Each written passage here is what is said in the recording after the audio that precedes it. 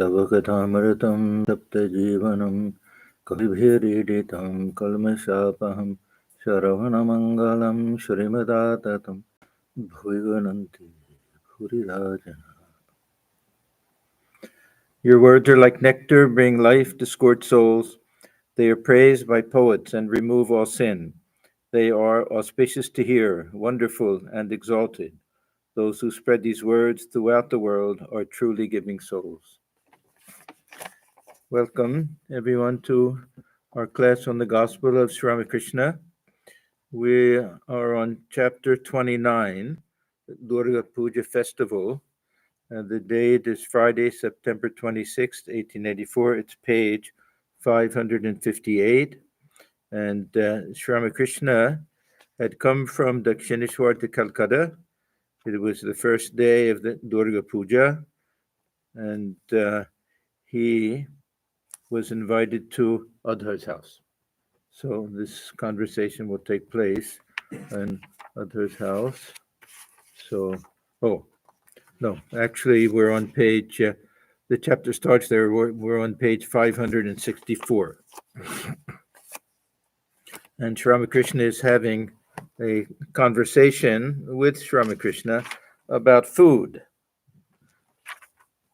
So I'll start at the top of the page. Narendra. As regards food, one should take whatever comes. Master. What you say applies only to a particular state of the aspirant's mind. No food can harm a jnani. According to the Gita, the jnani himself does not eat. His eating is an offering to the kundalini, but that does not apply to a bhakta.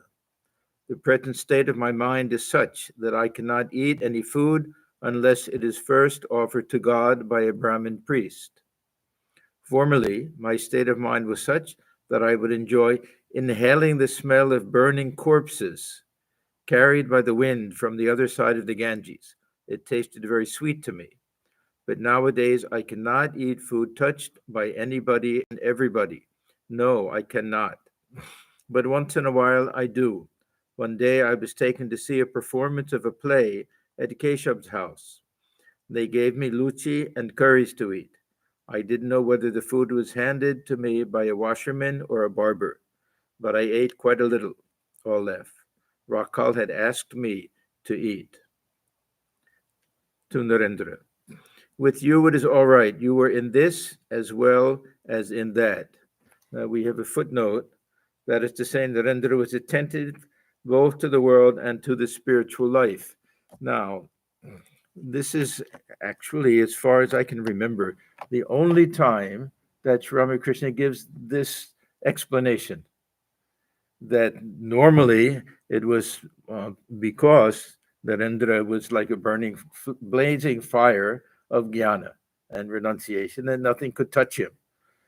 Why he says it at this particular time, I don't know exactly, but Narendra now, this is the year 1884 September, and now his father had already passed away, and his mind was filled with thoughts of how to get a job and how to support the family and everything.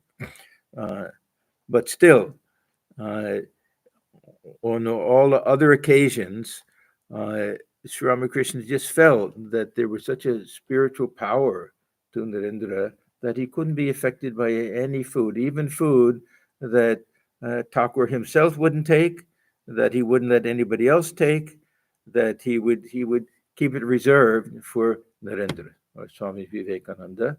There were many instances. There was a Marwari community that Sri Ramakrishna actually praised very much. He said they're real Hindus. He liked them very much, but he knew they were business people. And he knew that business people have to earn their business through profit. You buy something at one price and you raise the other price and sell it higher. So he had some hesitation that there was something that was a little less than perfectly sattvic behind it and everything. So he generally wouldn't let anybody else have it. He would save these things till Narendra came. And so this is I would say kind of an exception that when he's saying that. Now we also have to remember during this period that Sri Ramakrishna is a little bit tough on Narendra. he pokes him several times. And even one time he says, "I can't look at you now. I can't touch your food or anything because your mind is on the world too much and everything." Even his beloved Narendra. So it could be because of that. Uh, so he says, "With you it is all right. You are in this as well as in that."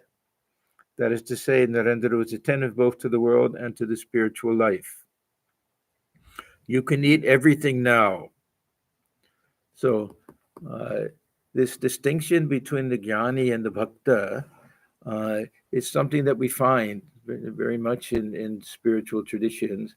Those highly devotional paths, little bit dualistic paths, Vaishnava tradition in India, especially, they'll be strictly vegetarian generally, and Shaiva traditions may not be so much. That'll be more towards the jnani side. So there is this kind of distinction. It's not universal. There may be exceptions, of course. Yeah, but this seems to be that idea that those who do not identify with his body and do not feel that they're the ones taking the food, that feel that the self is the witness of everything, how will they be affected by food that comes into the body and goes out of the body? This is the idea for the jnani. And in the monastic life, also, that we're told not to make any decision. If we go for begging or something, we don't ask who is giving the food or anything. Yeah, that and Thakur used to say that all food that's attained through bhiksha, through begging, is pure. And we have a tradition in Belar Mutt that the new sannyasis will go for begging their food, and brahmacharis also, begging their food for 3 days after they take their vows. And that food is collected, and some is taken into the temple and offered to Sri Ramakrishna, and some is taken to the president of the order, and he'll also partake of that. So it's considered to be very sacred and holy food. We don't know who cooked it. They may be very worldly people. They may not be devotees, but just the fact that it's attained through begging uh, somehow gives it that right to be offered in the shrine and to be considered pure.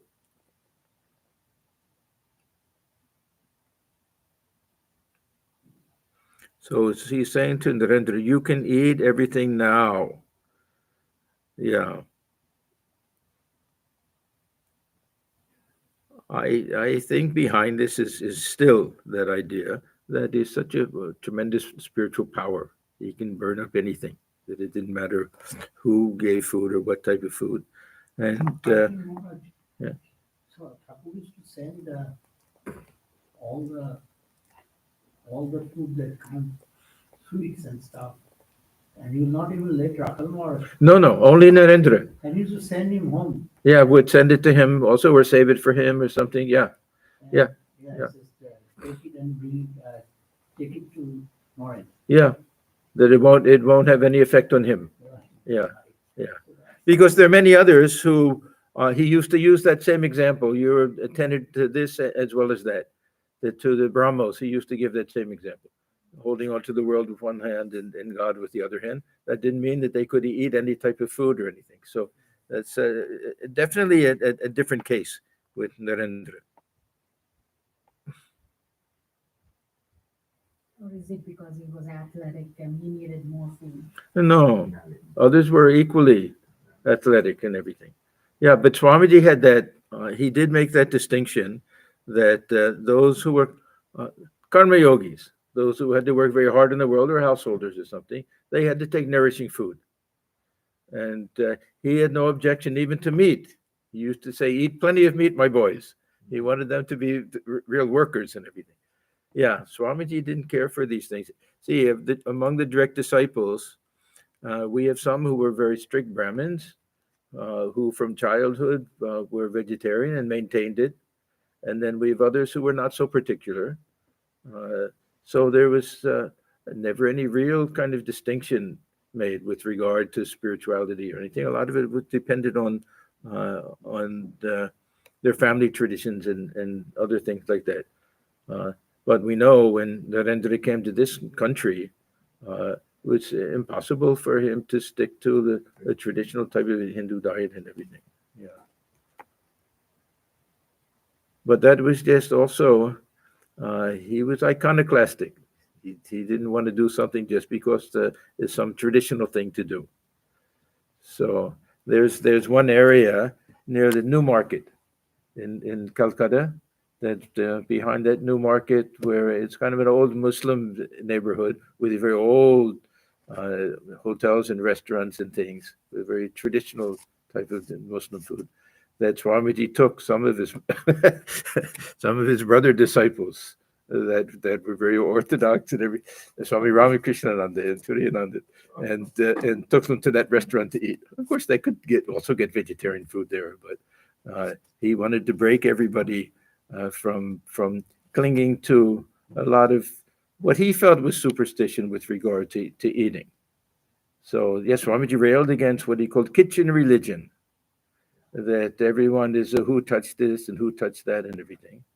Yeah, he used to say that there are three different ways that food can be contaminated, you can say. And it can be the nature of the food, or it can be if there's dust and dirt in it or something. And the third one is an impure person touched it. He said this is the one that people pay the most attention to, and the one that nobody can prove anyhow. So it's mostly in our minds. So yeah, Swamiji differed from Sri Ramakrishna in many respects.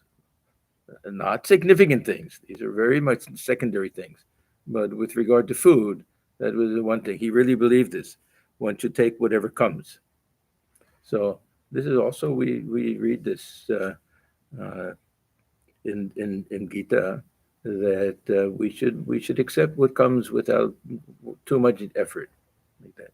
But this purity with regard to food, especially he's mentioning the bhaktas, but also the Raja Yogis, those who practiced Raja Yoga and lead a very highly contemplative and quiet type of life, then sattvic food is, of course, better for them. But Swamiji felt those who are active people, that they should take something nutritious that would be beneficial for them. At a later point in his life, Swamiji mentioned somewhere that food has a profound influence on some psyche. Yes. Yeah, of course. Of course. This is a whole, we read in Gita that it's sattvic food and rajasic food and tamasic food. So yeah, these are all true. For Swamiji, these things didn't apply to him. Thakur knew it. There are souls that just they can consume anything. Yeah, and I don't mean consume anything in terms of food, but in terms of any type of negative associations with food. Anything that it doesn't matter who gives the food, is the good person, a bad person, or anything, that they won't be affected by anything. Otherwise, we have to be cautious. Not just food. This ahara. We know this famous interpretation of Shankaracharya. That ahara means everything that comes into the senses. Yeah. So if that's not pure, then we won't get that purity of the buddhi, and so we should be equally cautious about the other things, not just the food that we take, the things that come into the eyes, the things that we hear, company that we keep, all of these things. That's where the purity is very much important.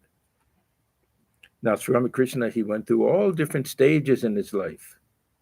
We know that there was part of this is again this idea of purity. Part of it is that he won't take anything that isn't offered first to the Divine Mother.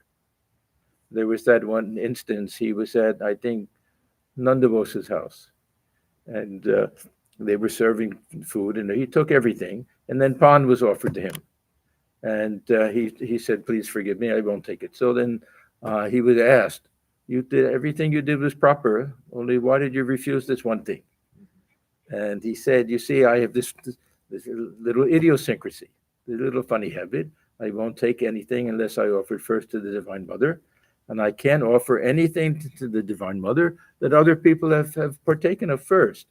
So this pan was offered to other people first. Others had taken it, were chewing on it. So that's why he felt that he wasn't able to offer it. And if he couldn't offer it, he wouldn't take it. So Uh, he Thakur, God knows why he was like this. Other times, yeah, he didn't mind anything. One example, if it comes here, that one man with a long beard, that means a Muslim, gave him food and he relished it. So he went through different stages in his life. That's all. Yeah, and uh, probably he took this patamangsho when he was younger.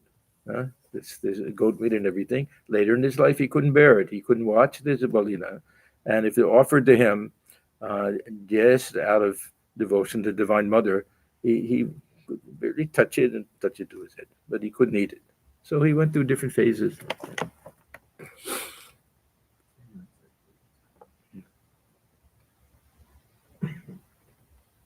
Blessed is he who feels longing for God, though he eats pork. But shame on him whose mind dwells on lust and gold, though he eats the purest food, boiled vegetables, rice, and ghee. So for Sri Ramakrishna also, everything is a question of the mind. If we're very fastidious about external things, and we don't care about where the mind is dwelling and other things that we do, and then it's a type of hypocrisy. Yeah. Once I had a desire to eat dal cooked in a blacksmith's house. He came from a blacksmith village. That's Kamarpukur. There's a blacksmith village. So this is something that he was familiar with. From my childhood, I had heard the blacksmiths say, "Do the Brahmins know how to cook?" I ate the dal, but it smelled of the blacksmith. Oh, that. I received the Allah mantra from Govinda Rai. Yeah, we're studying this now in our Tuesday morning class. This Govinda Rai was uh, a Hindu, of course, we can tell by his name, who uh, was initiated into the Sufi form of Islam and practiced according to the Sufi tradition. And he came to Dakshineshwar, and Sri Ramakrishna uh, became curious and interested to know about Islam, and was initiated into, we hear some mantra, probably what the prayers they do for namaz. And he practiced that and, of course, had some realization. So I received the Allah mantra from Govinda Rai. Rice was cooked for me with onions in the kuti. And now we hear that when Sri Ramakrishna practiced this sadhana, that he really wanted to eat the food that Muslims eat. Yeah. Now, this was not possible. He wanted a Muslim cook, and God knows if he was ready to eat beef or not. With Sri Ramakrishna, anything is possible because when he was practicing that, he virtually became Muslim. This is what he did. He immersed himself in the culture and in the mindset of those people who were practicing that particular path when he practiced that path. So the authorities at the Dakshineshwar temple, they said this is impossible. That who will come to the temple again? They hear something like this, so they agreed to have a Brahmin cook take some instruction on the style of cooking of Muslims, which meant mostly adding more onion and garlic, probably not much else other than that. And so he followed all of that. Yeah, didn't go to the temple at all, didn't bow down to any image. This is the way he did namaz 5 times a day. He just like any practicing Muslim, and then had some vision of Muhammad, we feel, and then some ecstatic experience, and then believed that this Islam is also a path. That those who follow that can also realize God. So I received the Allah mantra from Govinda Rai. Rice was cooked for me with onions in the kuti. There's a footnote. The Muslims generally relish onions, which are forbidden to Orthodox Brahmins. I ate some. I ate curry in Mani Malik's garden house, but I felt a kind of repulsion to it. Now, this is at a different time and under different circumstances. We don't know what he's referring to exactly. When I went to Kamarpukur, Ramlal's father was frightened. He thought I might eat at any and every house. He was frightened to think I might be expelled from the caste, so I couldn't stay long. I came away. Yeah, in those days, the uh, villages were far more orthodox than the big cities. And we know it at least from in the life of a Holy Mother to be outcasted. It's not such a big deal. You get a little fine, and people can't dine with you for a few days or something like that till you pay the fine. But it happened with Holy Mother on several occasions, because she, of course, didn't make any distinction. Members of all different castes would eat together and everything. And these very Orthodox village people, because they were a Brahmin family, and the other Brahmin families, they said this is not our custom and everything. So they'd have to pay a little fine, yeah, or else for a while they couldn't mix with others in the community or something.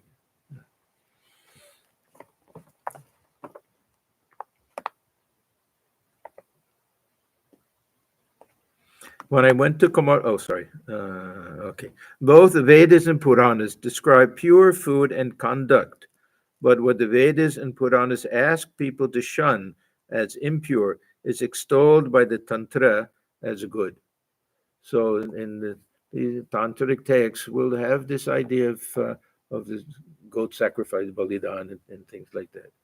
Actually, this goes back to the Vedic period when there was animals and goats were slaughtered and things like that. Oh, what a state of mind I passed through.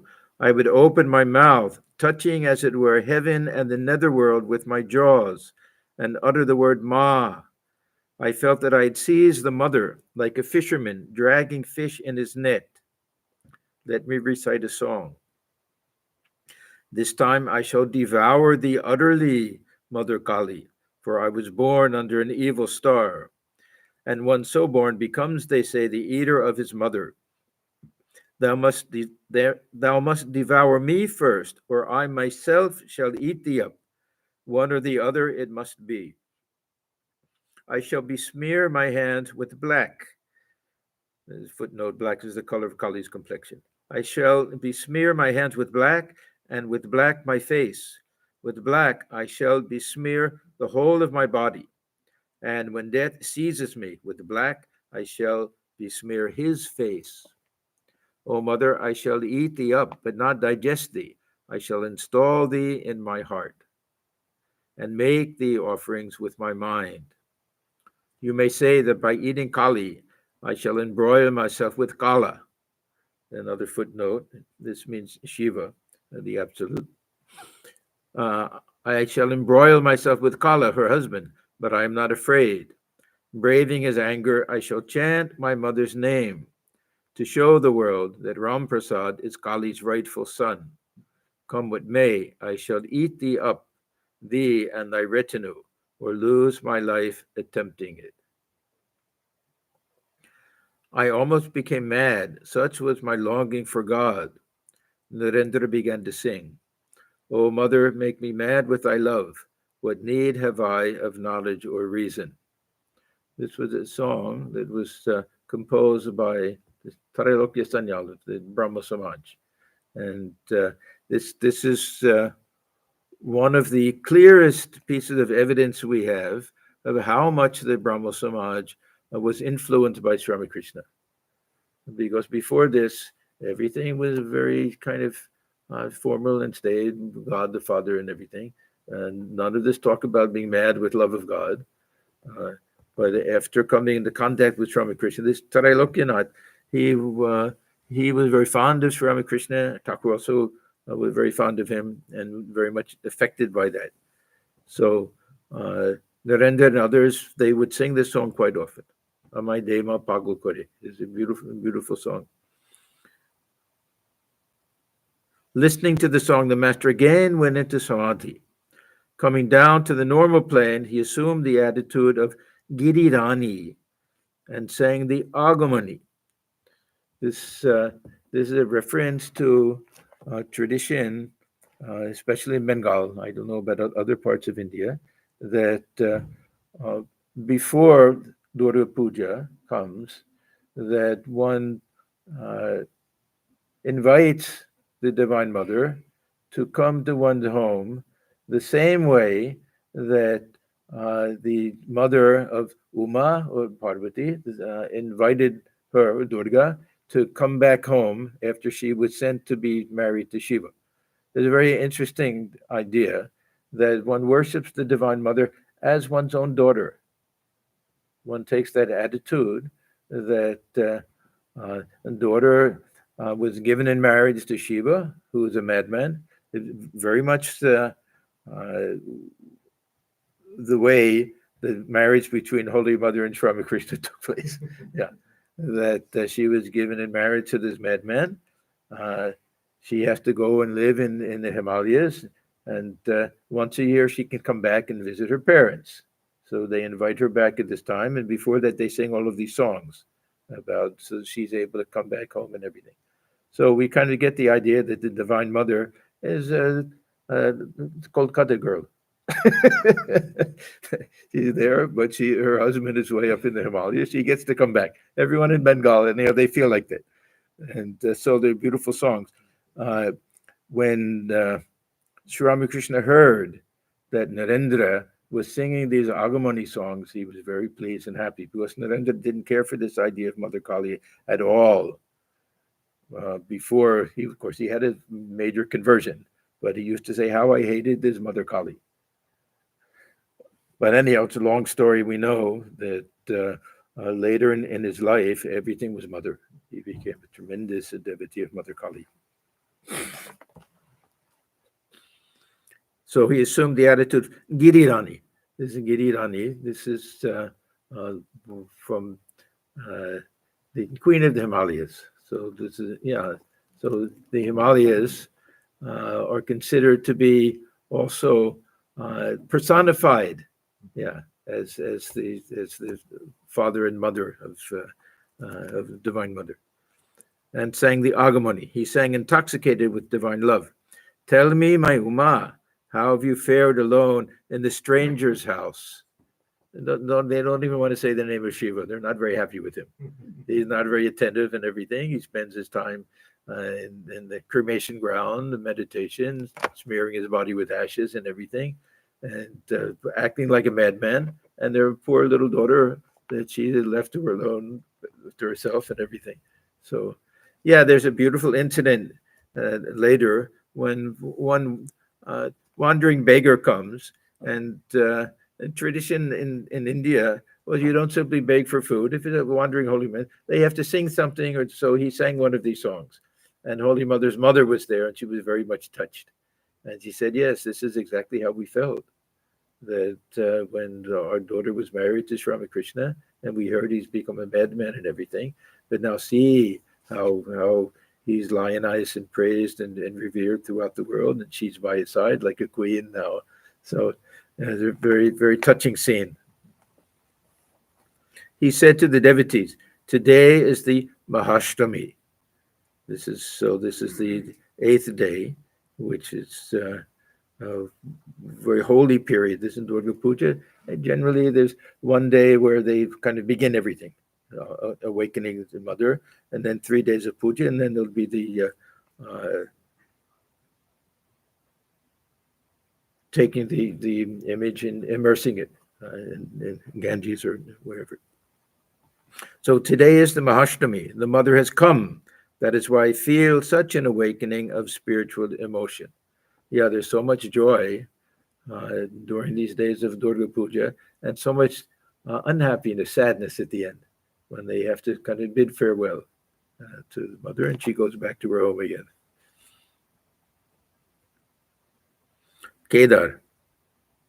Lord, you are here. This is our Kedarnath. We know about this character, that Thakur praises him, and then sometimes was not very happy with him, and he has his own funny ideas. He goes to all different types of places, but greatly devoted to Sri Ramakrishna, and sometimes Sri Ramakrishna praises him. It's an unusual type of relationship. So Kedar, Lord, you are here. So now he's really calling Sri Ramakrishna one with the Divine Mother. Are you different from the Divine Mother? Sri Ramakrishna looked in another direction. Kedar does things a little bit for show. So he wasn't very impressed with all of it. Looked in another direction and sang in an absent-minded mood, "Ah, friend, I've not I've not found him yet, whose love has driven me mad." Again he became ecstatic and sang of the Divine Mother. As he sang, Vijay suddenly stood up, crying the name of Hari. Now, this Vijay Goswami, we know, first separated himself from Keshav. Then Keshav passed away, of course, and then was with the Brahmo Samaj, and then separated himself from the Brahmo Samaj and took to monastic life, became a sannyasi, and really looked upon Sri Ramakrishna. He wasn't so vocal as Ram and Girish and others, but looked upon him as a divine soul, avatar, however we understand it. He had some experience in Dhaka, where he really felt that Sri Ramakrishna was present before him, whether physically or in some Chinmay form, but from that time onward, he felt that spirituality, he said, everywhere else you get the very small bit of it. Only here you get full 100% with Sri Ramakrishna. Thakur was very fond of him, and he achieved the status almost of among his followers of being considered a great saint, Vijay Krishna Goswami, in later days.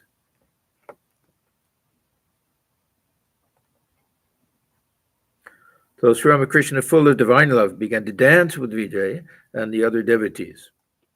The music was over. The master, Vijay, Narendra, and the other devotees sat down. All eyes were fixed on Sri Ramakrishna, who began conversing with the devotees. He asked about their health. Kedar spoke to him humbly in a soft, sweet voice. He was humble, but at the same time, had sort of set him up as himself up as a kind of a guru. And he used to say, "Oh, what can I do? The people come to me, they want advice and everything." You know, sounding a little humble, but also a little bit, I won't say proud of it, but yeah. So he asked Ramakrishna, "Can you give me some special power?" He wanted, one time he grabbed his big toe and everything, and what should I do? They bring offerings for me and everything. So he's a bit of a self-proclaimed guru, you can say, but mostly talking about Sri Ramakrishna. He was very much devoted to him, of course. So Kedar spoke to him humbly in a soft, sweet voice.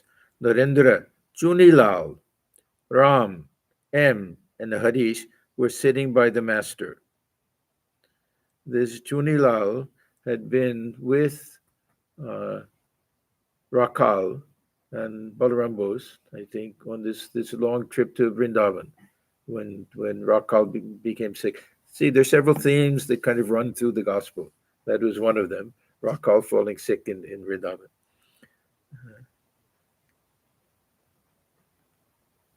Kedar humbly, "How can I get rid of my dizziness?"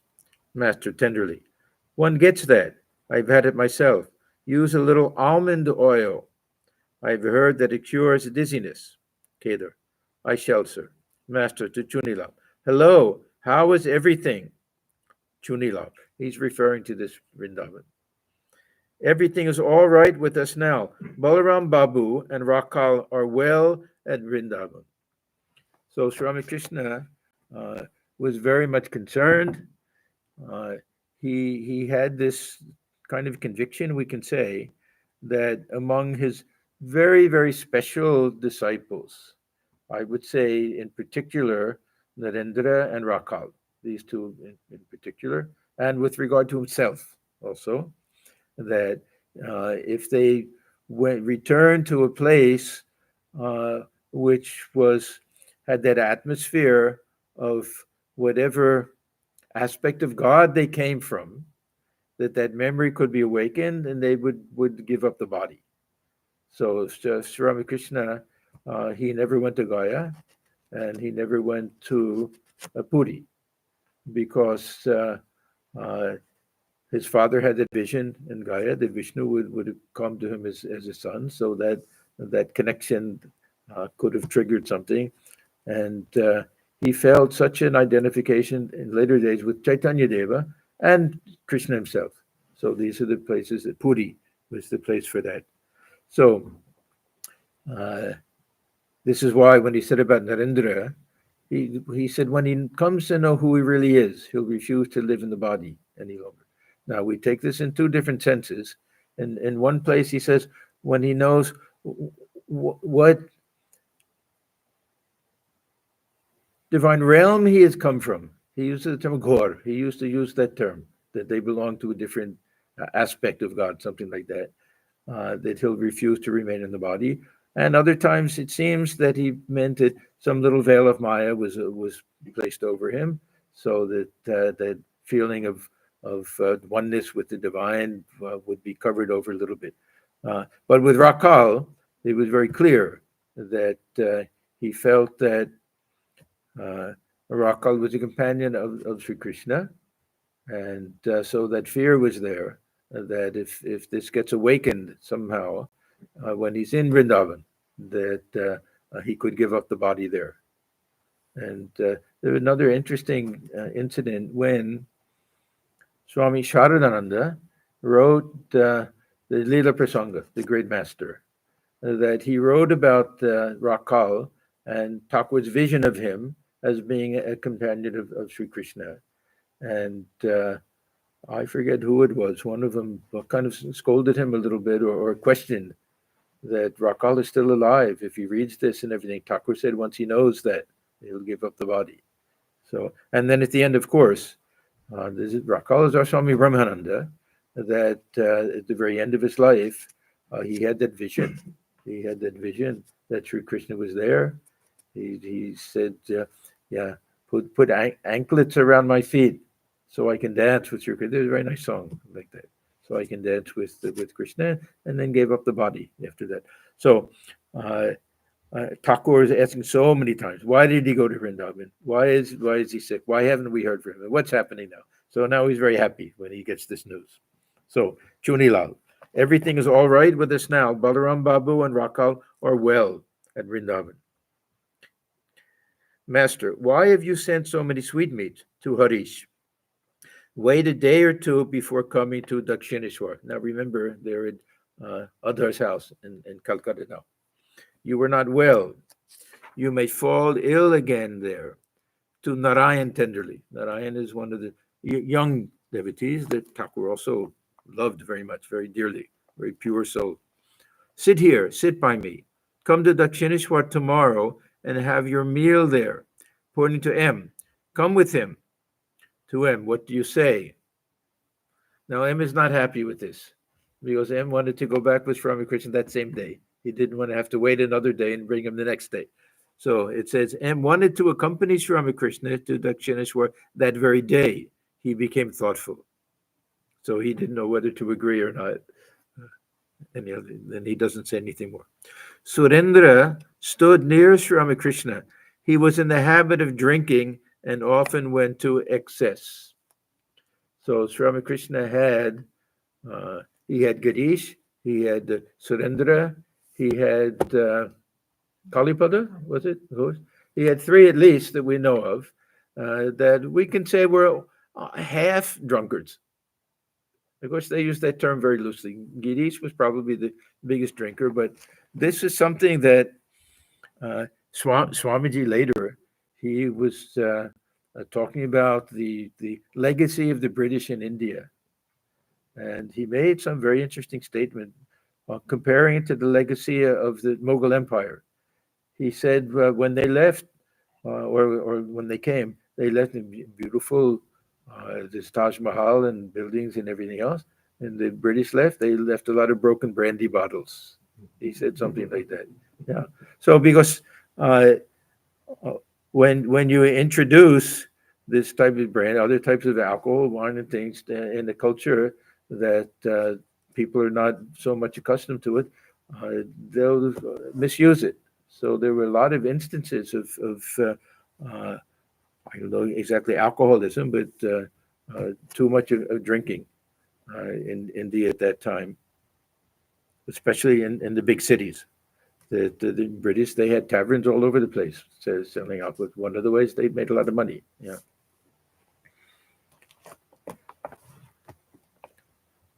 Yeah, sometimes we hear that how choosy Sri Ramakrishna was with his disciples, only pure souls and everything.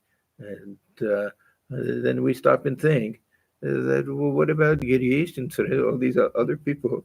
That he was an ocean of compassion with regard to them. And all of these, the actresses on the stage and everything. So Surendra stood near Sri Ramakrishna. He was in the habit of drinking and often went to excess. This had worried the master greatly, but he had not asked Surendra to give up drinking altogether. And the same thing with Girish. Sometimes he even helped him get some wine and other things when he came in search of. He had said to him, "Look here, Surendra. Whenever you drink wine, offer it beforehand to the Divine Mother. See that your brain doesn't become clouded and that you don't reel. The more you think of the Divine Mother, the less you will like to drink. The Mother's the giver of the bliss of divine inebriation. Realizing her, one feels a natural bliss." See, Sri Ramakrishna, he felt some type of affinity with people who were intoxicated with alcohol, because this divine intoxication, it can only be compared to a few things. One is madness, people who are really mad. This divine madness looks very much like actual madness. And this divine intoxication looks very much like alcoholic intoxication. And sometimes he would see drunkards and he would get out and he would dance with them and feel some connection with them because their mind is in a different place somehow. Not that he's identifying it with spirituality. That of course, is not the case. But with Girish and Surendra, he knew eventually they would give these things up. There's Kalibadu also, that they would give these things up. And he said if they tasted the real higher type of bliss. Yeah, there was another incident. M had a friend who also liked to drink. He liked very high quality wine and other things. So M said to him, if you want to, I don't remember who it was, but if you want to have the best quality, highest quality of wine to get real intoxication, then come with me. And he took him to meet Sri Ramakrishna. And, I don't know if he went back or not. Anybody remember who that was? No.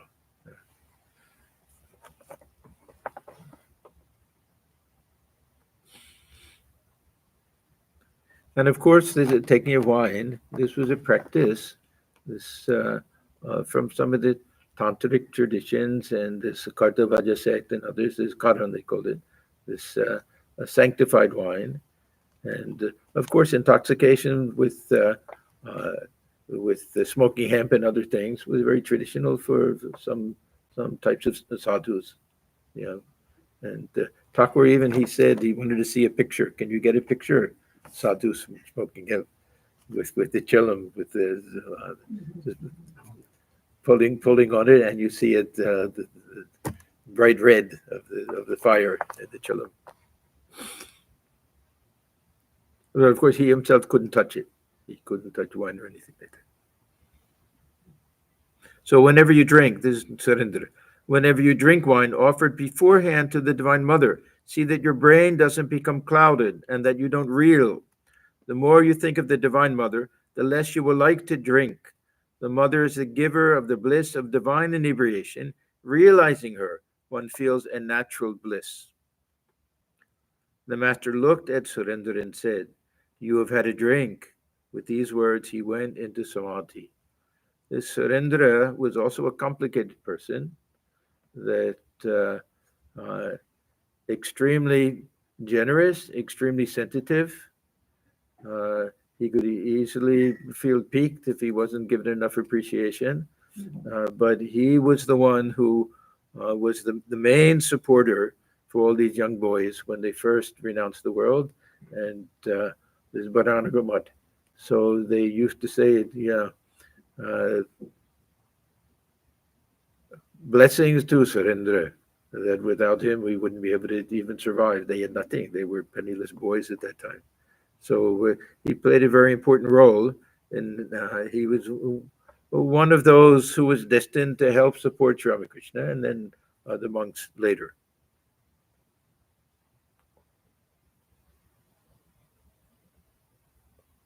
It was dusk.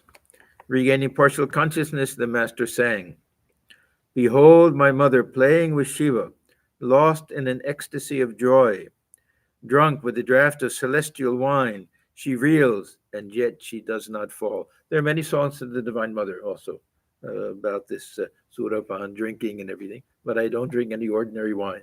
I drink the wine of divine bliss and those types of songs. Then he chanted the name of Hari, clapping his hands occasionally. In a sweet voice he said, "Hari, Hari, O mind, chant the name of Hari, sing the name of Hari." Then he chanted, "Ram, Ram, Ram, Ram." Now the master began to pray, "O Rama, O Rama, I am without devotion and austerity, without knowledge and love. I have not performed any religious rites. O Rama, I have taken refuge in thee. I have taken shelter at thy feet. I do not want creature comforts. I do not seek name and fame. O Rama, I do not crave the 8 occult powers. I do not care for 100 occult powers. I am thy servant. I have taken refuge in thee. Grant, O Rama, that I may have pure love for thy lotus feet, that I may not be deluded by thy world bewitching Maya. O Rama, I have taken refuge in thee." Sri Ramakrishna very rarely told anybody how to pray, but he demonstrated how to pray.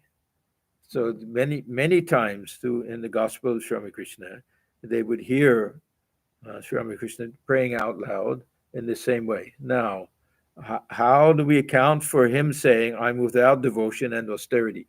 Nobody had the devotion that he had. Nobody practiced the austerities that he did. But at the time that he's uttering this prayer, there's some deep sense of humility or whatever, however we understand it, comes upon him. Number one, and number two, he's speaking for all of us at this time, and how we should all feel that whatever little devotion that we have is nothing compared to the grandeur of God. If we ever really realize God, how much devotion and love we would really feel. So this is something that no one should ever feel what a great devotee I am, how much austerities I've practiced, that whatever we do, whatever austerities we perform, if we ever get God realization, we'll realize that this was nothing, that maybe we can say we realize God through our austerities, that the austerities were 1% and grace was 99%, something like that. So this is the type of prayer that Sri Ramakrishna wanted us to utter and to feel within the heart. That when we say that we have no devotion, we know that we have some type of devotion. Otherwise, we won't be leading this type of life. But compared with the devotion that one has who has realized God, or the devotion that's necessary to realize God, what we have is very small. Yeah, we have to just accept that fact. And that type of prayer will increase devotion. Now, this is the type of prayer that I feel is a self-fulfilling type of prayer. That we pray for devotion, we'll automatically get it through the power of this and the sincerity of that prayer. Not that it'll drop from the heavens. Not that we need somebody to say, "Oh, okay, today I'll give it, tomorrow I won't give it." That this is the power of prayer to open up the heart. So These are very, very important things. Whenever we find Sri Ramakrishna praying out loud, we know it's for us, it's for our benefit. And he doesn't need to say these things, but it's also sincere with him when he's in that particular mood. He gets in the mood of the devotee and can identify with all of us. I'll read it one more time. O Rama, I am without devotion and austerity, without knowledge and love. I've not performed any religious rites. O Rama, I have taken refuge in thee. I have taken shelter at thy feet. I do not want creature comforts. I do not seek name and fame. O Rama, I do not crave the 8 occult powers. I do not care for 100 occult powers. I am thy servant. I have taken refuge in thee. Grant, O Rama, that I may have pure love for thy lotus feet. This ahetoki bhakti, this is the one thing that Thakur said over and over again, to pray for this pure love. That means that we're not asking for anything. That love for love's sake, that we don't want anything to return. We don't want long life. We don't want creature comfort. We don't want anything. That we just want to lose ourselves in that love for God. So grant that I may have pure love for thy lotus feet, and that I may not be deluded by thy world bewitching Maya. That means that this world won't tempt us with its little enjoyments and things. O Rama, I have taken refuge in thee. As the master prayed, all eyes were turned toward him. Hearing his piteous voice, few could restrain their tears. Ramchandra Datta came in and stood near him. Master, where have you been, Ram? Ram, I was upstairs, sir. Ram had been making arrangements for feeding the devotees on the roof of the house. This was generally the role that he took. That somehow he either he had some expertise or thought that he did, but he was usually the one who supervised these things, even though it's not his house. Even that he would make arrangements for the singing, for the food, and everything. There's Ram. He was Swamiji's uncle, and actually lived in the same house. They lived in the same house together. Older, of course, when he was growing up. So they had a very close relationship, even though they butted heads and had different spiritual attitudes. That Ram was the one who was proclaiming to everybody that Thakur was an avatar, and he was the one who complained against the monastic disciples for criticized them for doing so much of austerity. For him, it was a lack of faith. You born as companions of an avatar, and you think you have to do all of these austerities. But Thakur always sided with the young ones. Yeah, and even though they butted heads, they were very close. You see, and the one photograph that we have of the Mahasamadhi of Sri Ramakrishna, you see them standing next to each other with his hand on his shoulder and everything. So they had that loving relationship.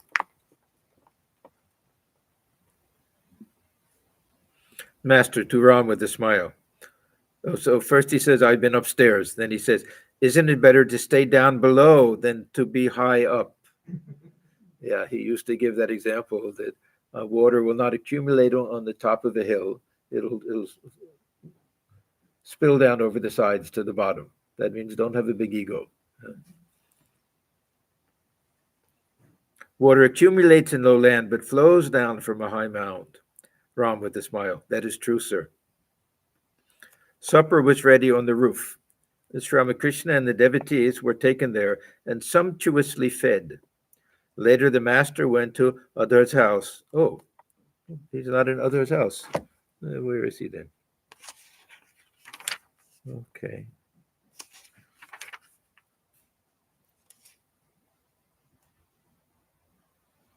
Okay. No, he's in Ram's house. Okay.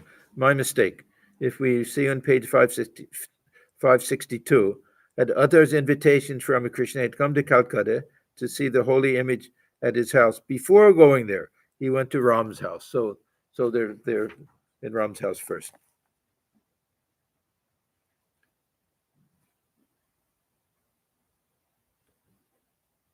Supper was ready on the roof. Sri Ramakrishna and the devotees were taken there and sumptuously fed.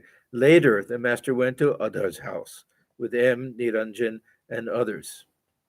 Adhar, he became a very, very close, intimate householder disciple of Sri Ramakrishna within a very, very short time, and had tremendously close connection with him. Every night he would go and see him straight from work. He would be exhausted, fall asleep sometimes. He invited the Sri Ramakrishna to his house on many occasions and then died very young. Yeah. So a very interesting story with this Adhar. And I had this great desire to get this big position. And Sri Ramakrishna kept saying, "Why are you so interested?" Well, my assumption is that Sri Ramakrishna knew that you're not going to live that long to enjoy it anyhow. Of course, he never said anything like that, but that's in the back of my mind at least. So later, the master went to Adhar's house with M. Niranjan and others. The Divine Mother was being worshipped there. It had been Adhar's earnest prayer that on this sacred day, Sri Ramakrishna might bless his house with his presence.